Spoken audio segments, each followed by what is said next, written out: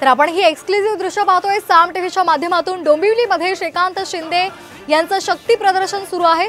श्रीकांत शिंदे आज आपला उमेदवारी अर्ज भरणार आहेत आणि त्यासाठी हे भव्य शक्ती प्रदर्शन आयोजित करण्यात आलेलं आहे। मुख्यमंत्री एकनाथ शिंदे, कल्याण डोंबिवलीचे महायुतीचे उमेदवार डॉक्टर श्रीकांत शिंदे आज उमेदवारी अर्ज भरायला निघालेले आहेत आणि प्रसिद्ध डोंबिवलीतलं गणपती मंदिर जे आहे त्या गणपती मंदिराचं दर्शन घेऊन मग नंतर खासदार शिंदे हे आता फडके रोडवरून त्याच्या रॅलीला सुरुवात झाली आहे। संपूर्ण डोंबिवली परिसरामध्ये ही रॅली फिरणार आहे। त्यानंतर मात्र हा उमेदवारी अर्ज भरणार आहे। उमेदवारी अर्ज भरण्यासाठी खुद्द मुख्यमंत्री एकनाथ शिंदे, उपमुख्यमंत्री देवेंद्र फडणवीस हे देखील हजर राहणार आहेत। आपल्यासोबत खासदार श्रीकांत शिंदे हे आपल्यासोबत, आपण त्याच्याशी बोलूयात।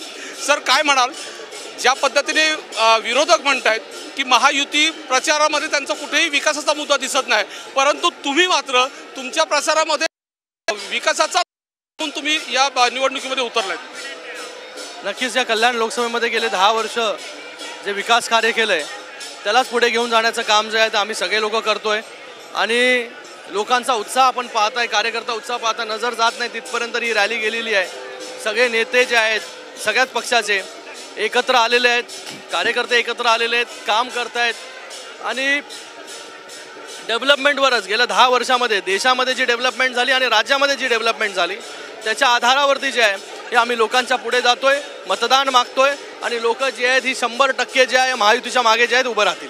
हजारो कोटींचा विकास या ठिकाणी सुरू आहे। आपण निधी मोठ्या प्रमाणात या ठिकाणी आणलेला आहे।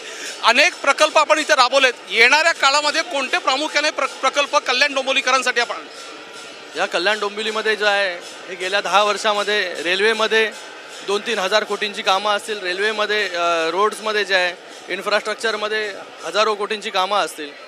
आम्ही रेल्वेचे पेंडिंग प्रकल्प जे आहेत ते मार्गी लावले, रोडचे पेंडिंग प्रकल्प जे आहेत ते मार्गी लावले।